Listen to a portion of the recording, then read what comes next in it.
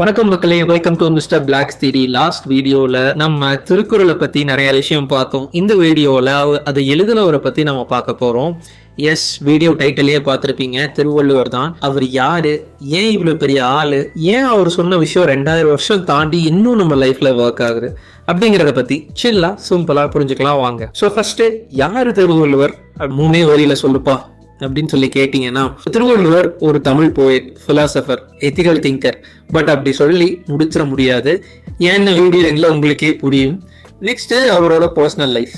அவரோட அப்பா பேரு பகவான், அவங்களோட அம்மா பேரு ஆதி, அவரோட ஒய்ஃப் பேரு வாசுகி.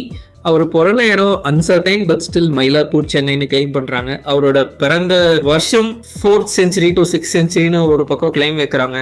தமிழ்நாடு கவர்மெண்ட் 21 BCEன்னு சொல்லி கிளைம் வைக்கிறாங்க. அவரோட ஒர்க் அன்னும். மேல சொன்ன விஷயத்துல ஒய்ஃப் வாசுகிங்கிறத மட்டும்தான் ப்ராப்பரா கிளைம் பண்ண முடியுது. ரிமைனிங் எல்லாமே டிஃப்ரெண்ட் சோர்சஸ்ல டிஃப்ரெண்டா கிளைம் பண்றாங்க. இவ்வளவு பெரிய விஷயத்த பண்ணவோட அவரோட பர்சனல் லைஃபை பத்தி எங்கேயுமே ரெஜிஸ்டர் பண்ணலையே அப்படின்னு யோசிக்கும் போதுதான் அவரோட கிரேட்னஸே புரிய வருதுங்க. அவரு தன்னோட பர்சனல் இன்ஃபர்மேஷனுக்கு பெருசா இம்பார்ட்டன்ஸ் எங்கேயுமே தரல. அவரோட தாட்ஸ் எல்லாத்தையும் மக்களுக்கு போய் சேரணுங்கிறதுல மட்டும்தான் பெரிய இம்பார்ட்டன்ஸ் கொடுத்திருக்காருன்னு என்னால புரிஞ்சுக்க முடியுது. அந்த தாட்ஸ் எல்லாத்தையும் சிம்பிளா கம்ப்ரஸ் பண்ணி திருக்குறள் அப்படிங்கிற வடிவத்துல நம்மளுக்கு கொடுத்திருக்காரு. சோ திருக்குறள் அப்படின்னா என்ன அப்படின்னு பாத்தீங்கன்னா 1330 குறளுங்க, அவ்வளவுதான் அப்படின்னு நீங்க நினைக்க முடியாது. ஏன்னா ஒவ்வொரு குறள்லயும் 2 லைன் இருக்குங்க. அந்த 2 லைனும் லைஃபுக்கு தேவையான எல்லா விஷயத்தையும் கவர் பண்ணிடுது.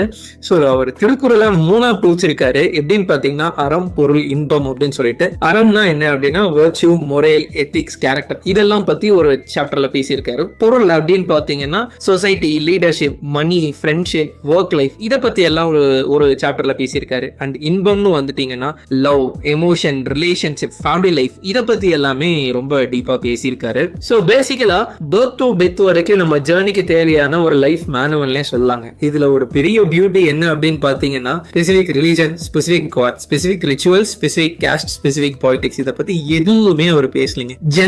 ஜென்ரலா எல்லா விஷயத்தையும் தெளிவா பேசியிருக்காரு. சிம்பிளா ஒரே வார்த்தையில சொல்லணும்னா ஜஸ்ட் ஹியூமன் வேல்யூஸ் அப்படின்னு சொல்லலாம். ஸோ திருக்குறள் நீங்க நினைச்சிட்டு இருக்க மாதிரி தமிழ் புக் மட்டும் இல்லைங்க, இட்ஸ் ஒரு வேர்ல்டு புக். ஏன் அப்படி சொல்றேன்னா 100+ லாங்குவேஜஸ்ல அதை டிரான்ஸ்லேட் பண்ணிருக்காங்க. அண்ட் அவர் வாழ்ந்த காலகட்டத்தை பத்தி நம்ம இன்னும் கொஞ்சம் பேக்வர்ட்ஸ் நம்ம போய் பார்த்தோம் அப்படின்னா, அவர் வாழ்ந்த காலகட்டம் மன்னர் ஆட்சி. அப்படின்னா கிங்குக்கு தான் ஃபுல் பவர் இருக்கும். அண்ட் காஸ்ட் அப்படிங்கிற விஷயம் எப்போதுமே ஹை லெவல்ல தான் இருக்கும். அண்ட் உமன்ஸுக்கு சொல்லவே தேவையில்லை, ரைட்ஸ்ங்கிறது பெருசா கிடையாது அப்போ.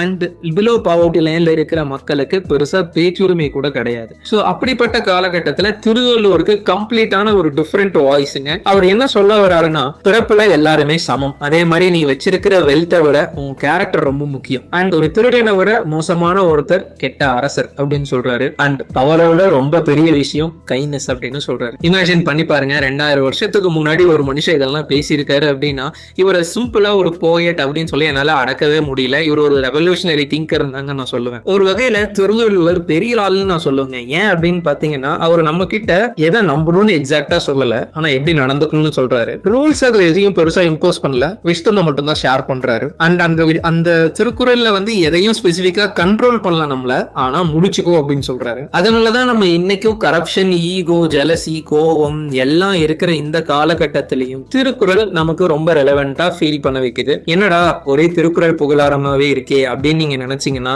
ஆமாங்க, புகழாரம் தான். ஏன் அப்படி சொல்றேன் அப்படின்னு சொல்லி இந்த கிளிப்பை பார்த்துட்டு வாங்க. தாரக்நாத் தாஸ் என்கின்ற மனிதர் நடத்துகின்ற பத்திரிகையில ஒரு பெரிய ஞானி, பெரிய அறிஞர், ரஷ்யாவை சார்ந்த லியோ டால்ஸ்டாய் அவர்கள் திருக்குறளை பற்றி ஒரு கடிதம் எழுதியிருக்கின்றார். தாரக்நாத் தாஸ் அவர்கள் அந்த கடிதத்தினுடைய பெயரே லெட்டர் டு a ஹிந்து, ஒரு இந்துக்கு நான் எழுதக்கூடிய கடிதம் என்று சொல்லி இருக்கின்றார். லியோ டால்ஸ்டாய் எழுதிய கடிதத்தை சவுத் ஆப்பிரிக்காவில் இருக்கக்கூடிய மகாத்மா காந்தி படிக்கிறார். அந்த கடிதத்திலே லியோ டால்ஸ்டாய் அவர்கள் இந்தியாவிற்கு சுதந்திரம் வேண்டும் என்றால் அது அன்பு வழியாக, அன்பின் மார்க்கமாக மட்டும்தான் அது கிடைக்கப்பெற வேண்டும். எப்படி முயற்சி செய்தாலும் சுதந்திரம் கிடைக்காது என்பதற்காக 6 திருக்குறளை மேற்கோள் காட்டுகின்றார். எப்படி நாம் இன்னொரு மனிதனுக்கு அன்பை கொடுக்க வேண்டும். அந்த கடிதத்துல திருக்குறள் என்கின்ற வார்த்தைக்கு பதிலாக இந்து குறள் என்கின்ற வார்த்தையை சொல்லுகின்றார். இந்து குறள்ல இதெல்லாம் இருக்கு, தமிழ்நாட்டு மக்களுக்கு நன்றாக தெரியும் என்று 1908 அந்த கடிதம் எழுதுகின்றார். இந்த மாதிரி நம்ம ஜெனரேஷன்லயும் வாழ்ந்து மறைஞ்ச ஒருத்தர் டாக்டர் APJ அப்துல் கலாம், தி கிரேட் சயின்டிஸ்ட், அவரும் அவரோட ஸ்பீச்ல நிறைய இடத்துல திருக்குறளை கோட் பண்ணி நிறைய பேசியிருக்காரு. எனது வாழ்க்கையின் பல்வேறு நிலைகளில் உறுதுணையாக இருந்து ஊற்று துணையாக இருந்து வாழ்க்கையின் வழிகாட்டியாக என்னை வழிநடத்தியது திருக்குறள் தான்.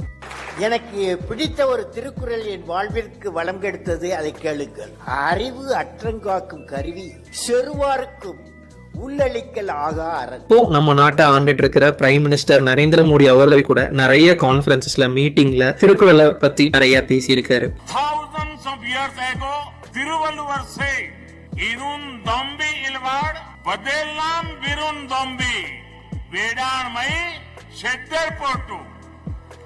It means the whole purpose of earning or living and having a home is to be hospitable. Imagine பண்ணி பாருங்க, 2000 வருஷத்துக்கு முன்னாடி எழுதின ஒரு புக்கை பத்தி இன்னைக்கு வேர்ல்டு லீடர்ஸ் கோட் பண்ணி பேசுறாங்கன்னா எவ்வளவு பெரிய விஷயம். சோ ஃபைனலா நான் புரிஞ்சுக்கிறது என்ன அப்படின்னா, திருவள்ளுவர் ஒரு பாஸ்டுக்கான பர்சன் இல்ல, அவர் பிரசன்ட்டுக்கான வாய்ஸ் அண்ட் ஃபியூச்சருக்கான ஒரு கைட் அப்படின்னு தான் நான் சொல்லுவேன். அவர் நம்ம மனசுக்குள்ளார கேட்கிற ஒரே கேள்வி என்ன அப்படின்னு பாத்தீங்கன்னா, நீ ஒரு நல்ல மனுஷனா மாறிட்டு இருக்கியா? இந்த கேள்விக்கு நம்ம கிட்ட பதில் இருந்தா திருவள்ளுவர் இன்னும் நம்ம கூட உயிரோட தான் இருக்காரு அப்படின்னு நான் நம்புறேன். Thank you guys for your valuable time. இந்த வீடியோ உங்களுக்கு பிடிச்சிருந்தா லைக் பண்ணுங்க. திருவள்ளுவர் பத்தி, திருக்குறள் பத்தி நிறைய தெரிஞ்சுக்கணும்னு நினைக்கிற உங்க ஃப்ரெண்ட்ஸ் அண்ட் ஃபேமிலிக்கு ஷேர் பண்ணுங்க, சப்ஸ்கிரைப் பண்ணுங்க. இன்னும் நிறைய நல்ல கண்டென்ட்டோட உங்களை மறுபடியும் சந்திக்கிறேன். Until then, stay kind, stay curious and stay human.